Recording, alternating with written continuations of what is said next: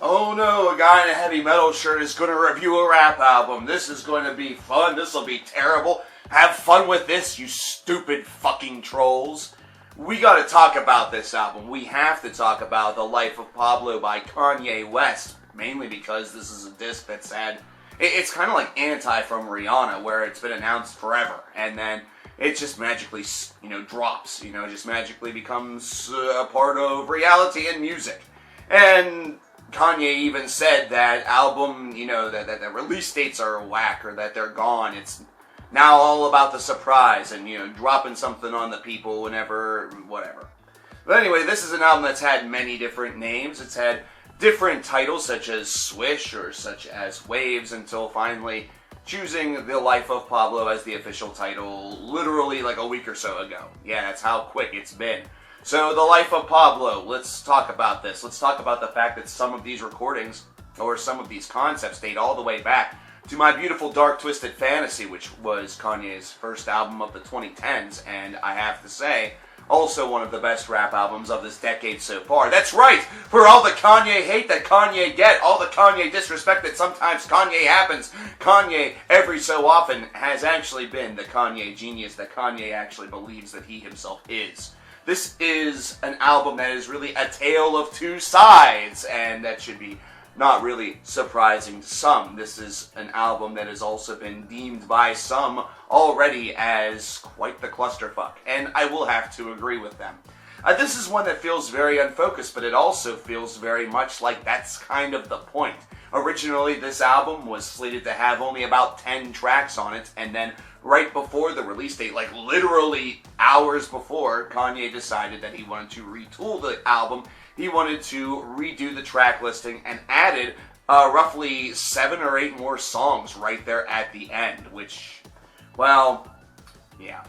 So, Kanye, I would have let your album finish, but I will say that based off of this track listing, you should have stuck with 16.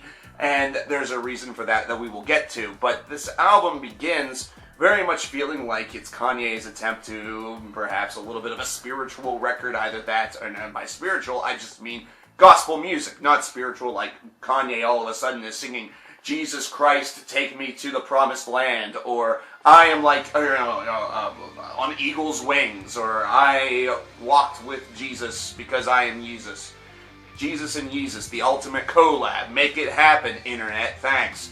So, with these opening numbers, it just feels very loose and disjointed, almost as though Kanye himself has gotten to a level where he believes the fact that he is this Pablo Picasso, this elegant painter of beats, of lyricism, and of music. And this very disjointed nature is one that's actually kind of unique. It's almost like a train wreck where it's not very good. It's not a good thing that happens, but you can't look away. You can't stop listening because it certainly does have a bit of creativity to it. And it has sort of this avant-garde idea that only Kanye really is willing to, I guess, dabble into because everyone's probably going to suck its dick anyway. But this is a disc where the first half is littered with this, almost as though this was what was kind of tossed in later on as the recording sessions were winding down and the album was prepped for release. Because it just does not feel like it has very good balance. It's one that feels literally like it was just tossed together, kind of like throwing spaghetti on a wall to see what stuck, except Kanye, instead of doing this with Kanye spaghetti, Kanye did this with Kanye tracks, Kanye beats, Kanye words, and then released Kanye album. So, what are really the highlights of the first half of this disc? The one that really will come to many people's minds will be Famous, considering it has a line in there about Taylor Swift, saying that he is the one responsible for making her famous. And while there could be a certain element of truth to this as far as the widespread swath of folks that flocked to Tay-Tay, I think that Taylor was going to, reach a certain level by her own right. However, based off of what happened at the Music Awards back in 2000, whoever cares, it certainly gave her a platform to stand on. So, okay, whatever. Does that mean that everybody that you talk to, everybody that you talk about is going to become famous, or it is going to blow up? The internet certainly seemed to think so, considering there's a track on this album that featured or that was not on this album, that was slated to be on this album, that was to feature Rihanna and Paul McCartney, where the entire internet was like, who the fuck is Paul McCartney? Congratulations, you're about to explode and become huge. And meanwhile, Paul McCartney's like, nah, your parents love the piss out of me. Like, seriously. They bought more of my albums than you'll ever buy Kanye's. Your generation sucks. So let's get to the point of time where this album actually starts to take a turn, and that's the song "I Love Kanye." And this is only, you can't even really call this a song. It's basically just him putting his name at the end of each and every line or each and every small little sentence that he provides for 43 seconds. So let me try this out. Kanye album. This is Kanye TV, Kanye CD, Kanye weather forecast. It's going to call for Kanye cloudy skies with Kanye showers and Kanye thunderstorms. Kanye precipitation, 6 to 12 Kanyes.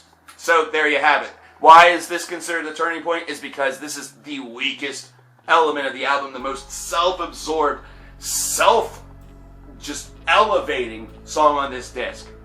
If you want to complain about Taylor Swift seeming to never be happy in love and always being mad at men and always being pissed at the fact that shit goes wrong but then being so happy whenever things go right, you need to complain about Kanye being a self-absorbed asshat during moments of this album, and that is the truth. If he's trying to play a character, then he's playing it well. He's obviously a heel. He should go up against John Cena, but John Cena will still kick out at 2, even though it's Kanye West.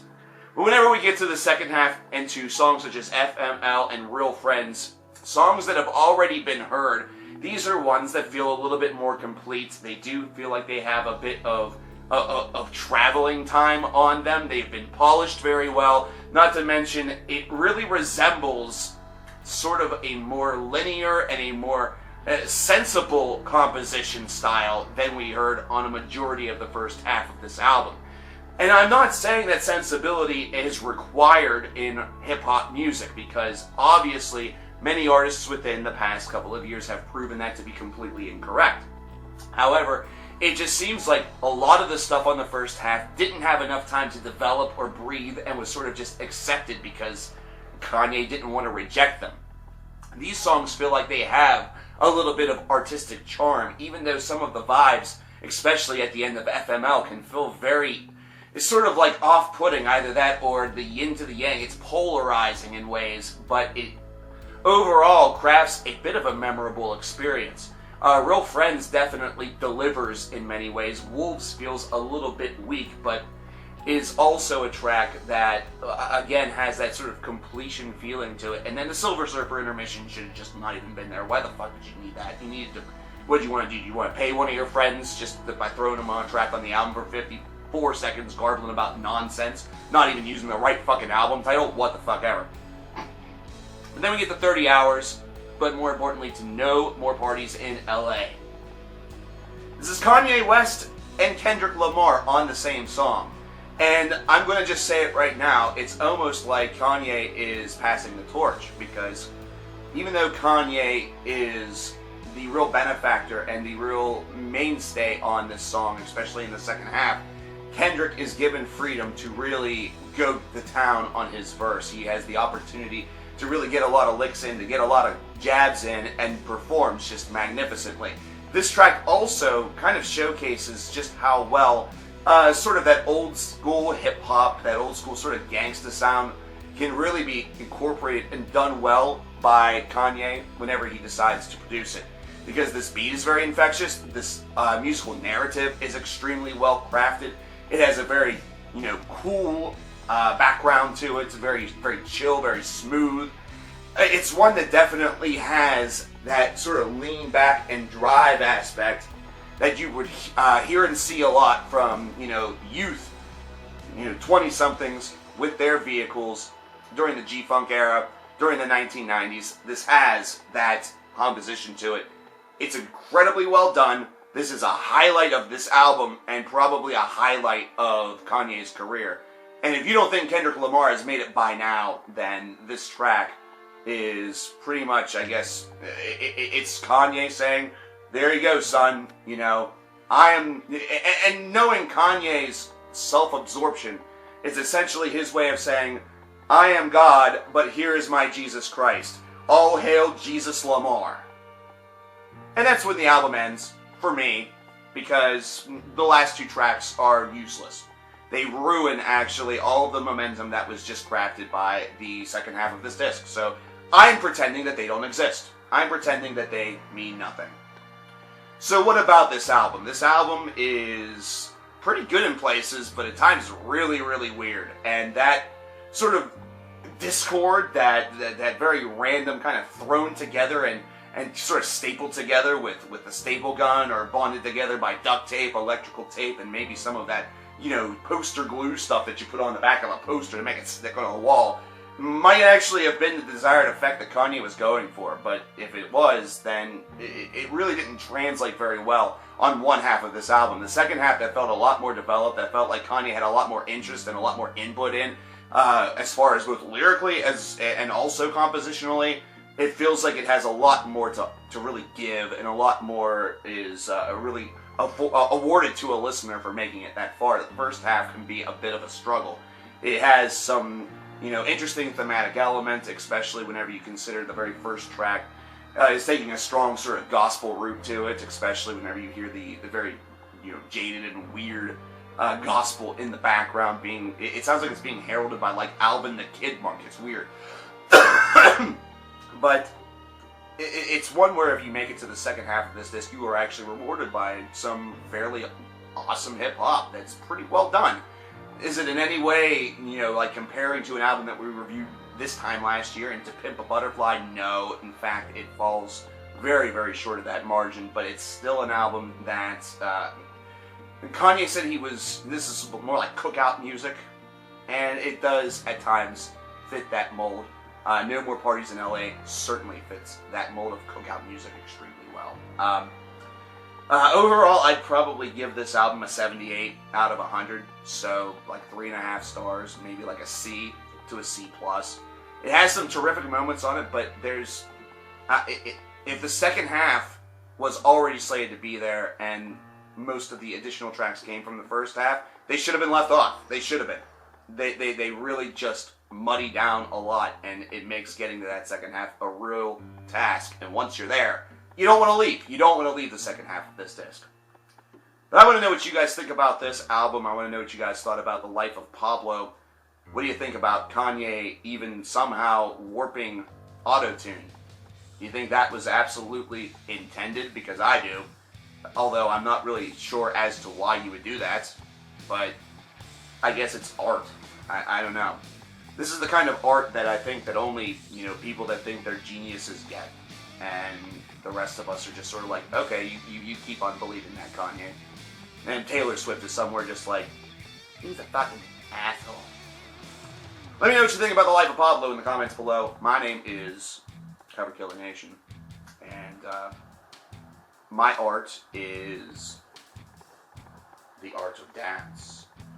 And my dance looking like some sort of retard, deciding that he wants to be one part ninja and one part spaghetti. The Spaghetti Ninja! Whoa! Turn that into a Bruce Lee parody movie, you bunch of fucks. Get Jet Li on that nonsense. We have some new, you know, martial arts star right now. Maybe Kanye can do that, you know, that movie. No? Alright, peace.